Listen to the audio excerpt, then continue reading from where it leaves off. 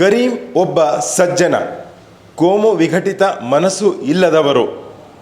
ಇವರಿಗೆ ರಾಮ, ರಹೀಮ, ಈಶ, ಇಸಾಯಿ ಎಲ್ಲರೂ ಬೇಕು.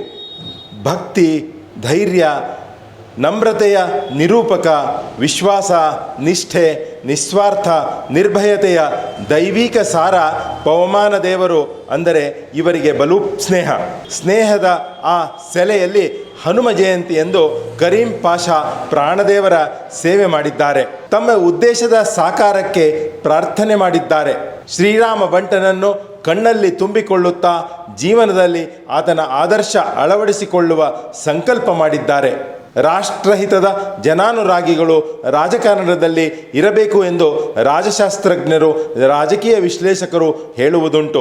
ಭಾರತ ಒಂದು ಉಚ್ಚಾಯಮಾನ ಸ್ಥಾನಕ್ಕೆ ತಲುಪುವ ಲಘುಬಗೆಯ ಹೆಜ್ಜೆ ಇಡುವಾಗ ಕೊಪ್ಪಳದ ಹೆಜ್ಜೆಯುವುದಕ್ಕೆ ಜೋಡಿಕೊಳ್ಳಬೇಕು ಎನ್ನುತ್ತಾ ಅದಕ್ಕೆ ತನ್ನನ್ನು ತಾನು ಜೋಡಿಕೊಳ್ಳಲು ಕರೀಂ ಪಾಷಾ ಮುರ್ತುಜಾ 18ನೇ ಲೋಕಸಭೆ ಚುನಾವಣಾ ಅಖಾಡಕ್ಕೆ ಕೊಪ್ಪಳದಿಂದ ಪ್ರವೇಶ ಪಡೆದಿದ್ದಾರೆ.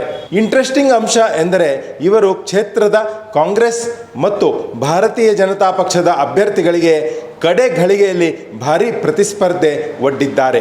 ಹಿಂದೂಗಳು ಸೇರಿದಂತೆ ಅಲ್ಪಸಂಖ್ಯಾತರು ಬೆಂಬಲಿಸುತ್ತಿರುವುದು ನೋಡಿದರೆ ಕರೀಂ ಕೊಪ್ಪಳ ಕ್ಷೇತ್ರದ ಚುನಾವಣಾ ಮೈದಾನದಿಂದ ಲಕ್ಷಗಟ್ಟಲೆ ಮತರಾಶಿ ಮಾಡಿಯೇ ಮಾಡುತ್ತಾರೆ ಎಂದು ಮೇಲ್ನೋಟಕ್ಕೆ ಅನಿಸುತ್ತಿದೆ.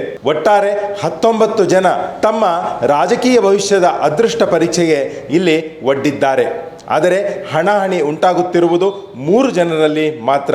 ಅವರೇ ಇಂಡಿಯನ್ ನ್ಯಾಷನಲ್ ಕಾಂಗ್ರೆಸ್, ಬಿಜೆಪಿ ಮತ್ತು ಹಡಗಿನ ಗುರುತು ಹೊತ್ತು ಮತಬೇಟೆ ಮಾಡುತ್ತಿರುವ ಪಕ್ಷೇತರ ಉಮೇದುವಾರ ಕರೀಂ ಪಾಷಾ ನಡುವೆ ಭಾರೀ ತುರುಸಿನ ಸೆಣಸಾಟ ಉಂಟಾಗಿದೆ.